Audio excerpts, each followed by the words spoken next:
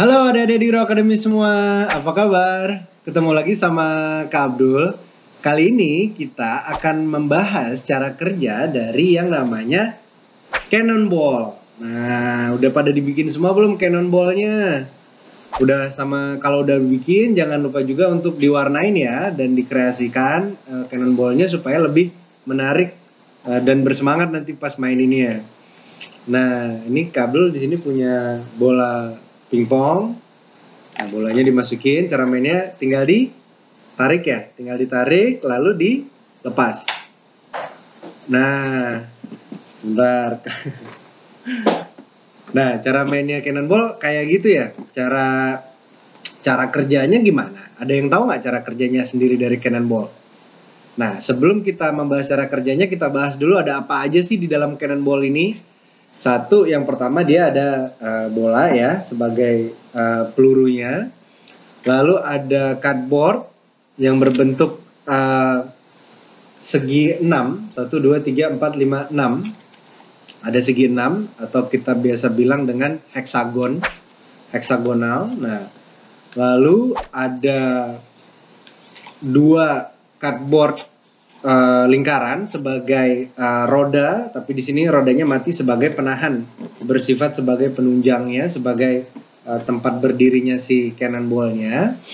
Lalu kalau kita lihat di paling belakang ada karet yang kalian sudah hubung-hubungkan karetnya, dan ada cardboard yang nanti akan menjadi sebagai pemukul si bola atau apapun yang kamu masukkan ke dalam cannonball-nya. Lalu ada stick bulat yang akan berfungsi sebagai standing untuk bagian depannya agar cannonball-nya menjadi miring. Kenapa itu semua harus dilakukan? Nanti kita akan membahasnya. Nah, jadi gimana sih caranya supaya bola atau peluru atau apapun yang kita masukkan ke dalam sini bisa terlempar oleh si cannonball? Terjadi karena ada yang namanya karet di belakangnya ya, karet yang kita tarik. Karetnya kita tarik, jadi semuanya ada di bagian belakangnya cannonball, di bagian belakang. Jadi kalau misalnya kita tarik, lalu dia akan memantul ke depan. Nah, ini apa sih namanya? Ada yang masih ingat nggak? Ini namanya apa? Karet ini bekerja karena apa? Kenapa kita pasangin karet di sini? Karena karet bersifat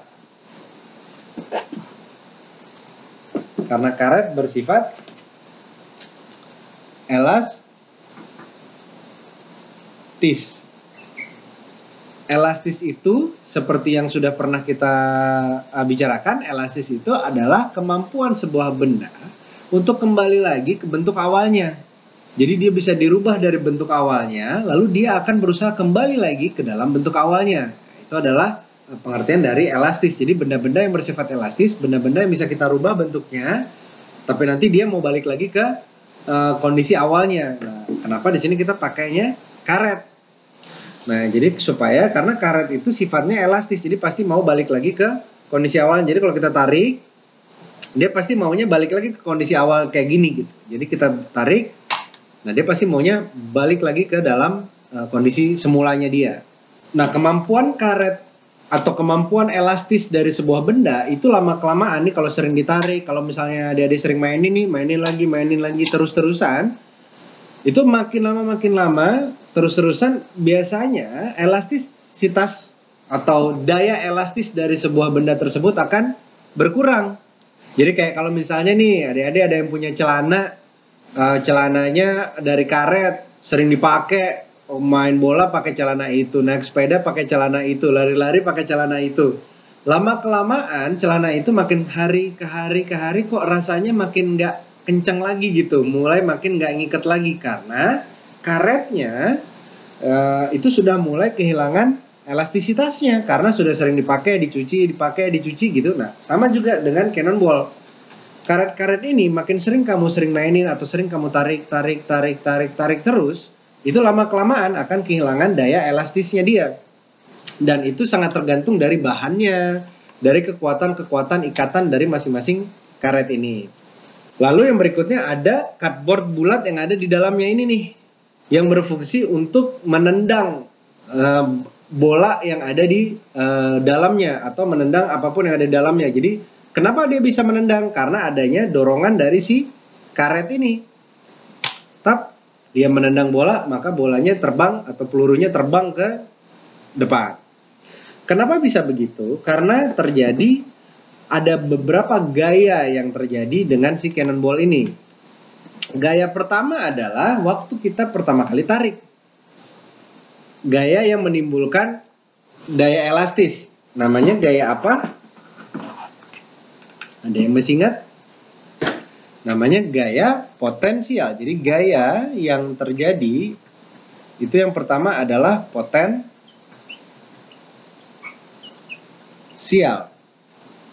Potensial apa? Potensial elastis. Gaya potensial elastis yang terjadi karena tarikan karetnya kamu waktu kamu tarik. Jadi antara kamu tariknya kayak gini, itu pasti bolanya atau pelurunya cuma terbangnya sampai mana, atau waktu kamu nariknya kenceng banget. Potensial elastis yang terjadi antara begini dengan begini sudah tentu lebih besar ya begini ya. Kalau begini lebih besar, kalau begini lebih kecil. Nah, kekuatan tarikan ini itu akan menentukan seberapa besar dan kecilnya si energi potensial elastisnya. Energi yang nanti akan menciptakan gayanya gitu. Jadi energinya seberapa besar untuk menciptakan potensial elastisnya. Nah, lalu waktu dia balik dari titik ini lalu dia balik ke depan, itu akan menghasilkan gaya kinetik. Dari potensial, dari gaya begini, itu akan menghasilkan gaya kinetik yang akan menerbangkan bola. Lalu akan ada gaya kinetik yang terjadi karena adanya si potensial elastis ini. Jadi gayanya langsung klop, balik, dipukul bolanya, itu adalah gaya kinetik atau energi kinetik. Nah, begitu bolanya masuk di dalam ini lalu terbang terbang. Nah, bola ini begitu dia terpukul, lalu dia terbang, itu menghasilkan yang namanya, ada satu lagi, namanya energi mekanik.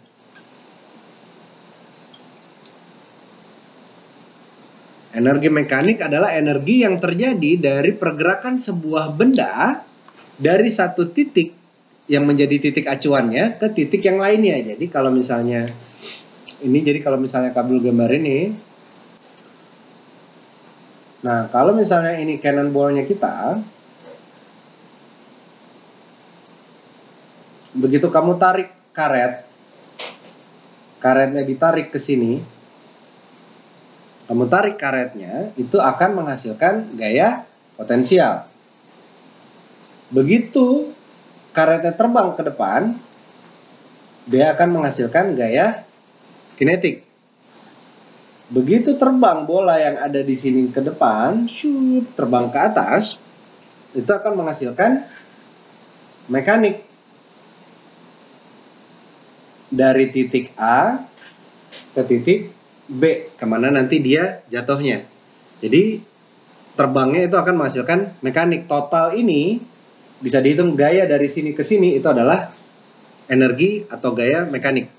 Nah, sekarang kenapa sih waktu kita mau lempar bolanya atau kita mau lempar bendanya, antara kita lemparnya lurus seperti ini dengan kalau kita bikin melambung seperti ini,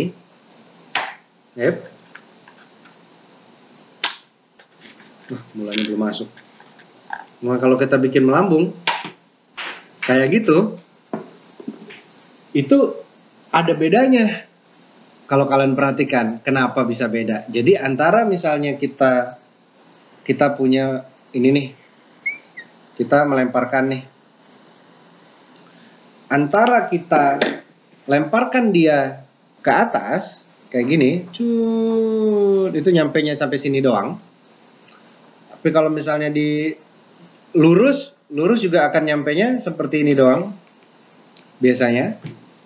Lalu kalau misalnya kita agak bikin lambung dikit, dia mulai akan makin jauh.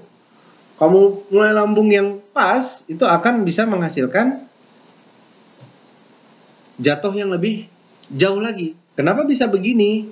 Karena ada yang namanya gaya gravitasi. Gravitasinya bumi. Gravitasi bumi yang akan menarik bola atau apapun yang kita tembakkan dari titik ini akan menuju ke arah bumi, ke arah bawah. Jadi kalau misalnya kamu lemparnya lurus nih, nembaknya lurus nih, gitu. Nah, itu akan mempercepat, ini satu benda ini semua akan ditarik ke bawah, jadi makanya jatuhnya jadi lebih cepat. Beda kalau misalnya kamu nembaknya agak lebih melambung. Jadi kalau misalnya ke atas banget kayak gini, nembak, nah ini juga nggak akan kuat karena dia akan ditarik langsung sama bumi. Paling pas adalah benar-benar berada di tengah, maka kalian harus menemukan sudut, ini namanya sudut ya, sudut yang paling pas untuk melakukan penembakan yang paling oke. Jadi silakan dicoba-coba terus, mana yang paling jauh kalau waktu kalian tembak si cannonball-nya. Selain gravitasi, ada lagi nih yang mempengaruhi gerakan yang terjadi dari sebuah bola atau peluru yang terlempar dari sebuah cannonball. Yang namanya adalah gaya gesek. Nah, ada namanya gaya gesek. Nah, gaya gesek apa? Gaya gesek angin. Karena angin itu akan berada di sekitar sini. Karena di sini ini ada angin yang harus ditembus oleh si bola itu. Jadi bola atau peluru atau apapun yang kamu lemparkan dari sini, itu begitu dia terbang, dia akan berhadapan dengan angin. Jadi bukan hanya gravitasi, tapi juga ditahan oleh angin atau udara yang ada di depannya dia. Nah, kenapa bola yang paling efektif atau bentuk bulat yang paling efektif? Karena kalau kalian perhatikan nih, misalnya kalian lihat sepak bola, tenis, atau misalnya baseball, softball dan segalanya rata-rata memakai bentuk yang bulat. Kenapa bentuk bulat lebih sering dipakai untuk dalam olahraga atau dalam melempar atau dalam memukul? Karena bentuk bulat itu lebih efektif, paling efektif itu untuk menghadapi gaya gesek. Jadi kalau kita bisa mengakali gaya geseknya, maka ini akan menjadi lebih jauh lagi. Jadi kita dalam melakukan pelemparan cannonball nih, dalam merancang cannonball atau merancang pelurunya cannonball, harus memperhatikan gaya gravitasi dan juga gaya gesek. Nah, kalau bentuknya bulat, maka dia itu akan lebih angin itu akan lebih susah nahannya. Jadi misalnya ini bola yang bentuknya bulat, maka kalau ada angin di depannya, maka anginnya akan naik ke atas. Anginnya akan begini, terpecah oleh si bolanya. Beda kalau bentuknya bukan bulat, dia akan lebih susah. Jadi kalau ini anginnya akan lebih smooth, akan lebih melaju gitu di sepanjang bentuk yang lingkaran ini. Jadi bola atau bentuk yang bulat seperti bola pingpong itu jauh lebih efektif daripada misalnya kalian melempar penghapus atau apapun. Gaya gesek udara ini terjadi di dalam kehidupan kita sehari-hari. Jadi walaupun gaya gravitasi, jadi gravitasi bumi itu, gaya tarik bumi itu punya kecepatan yang sama. Jadi sebenarnya kalau misalnya nih kalian punya bola bowling atau batu seberat misalnya 10 kilo, misalnya ada bola bowling nih, ada bola yang keras, ini beratnya 10 kilo, lalu ada bulu atau kapas yang ringan,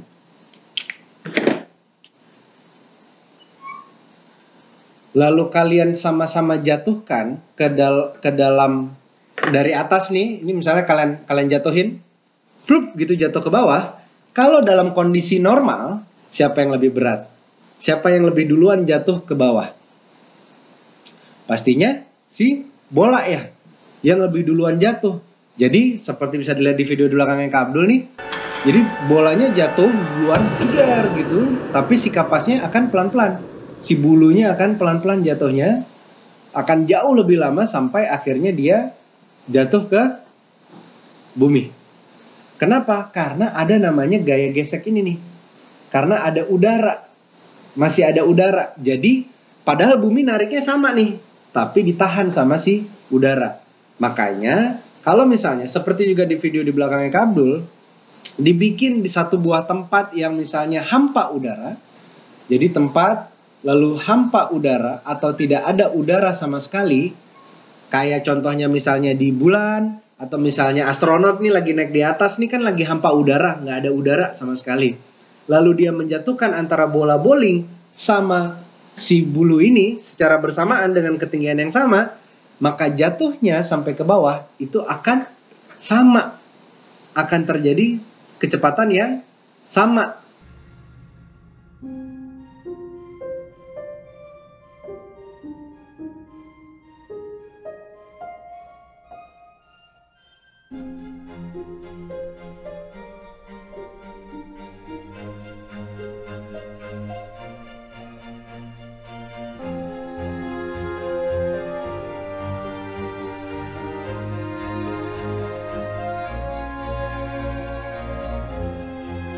Kenapa? Karena gaya gravitasinya sama. Yang berbeda adalah dia tidak punya si gaya geseknya. Jadi sebenarnya antara kita atau siapapun yang ada di bumi ini atau benda apapun itu tertarik sama buminya sama. Yang membedakan adalah gaya geseknya. Nah, itu aja pembelajaran kita tentang cannonball kali ini. Seperti biasa, kalau ada kesulitan atau ada pertanyaan dalam merangkai atau dalam membuat si cannonball-nya, adik-adik jangan sungkan ya untuk langsung bertanya kepada tim Diro, atau adik-adik bisa list dulu pertanyaannya untuk nanti adik-adik tanyakan di dalam kelas online yang akan adik-adik ikutin. Oke, main lagi. Cannonball-nya yang belum dihias lagi ya. Bye!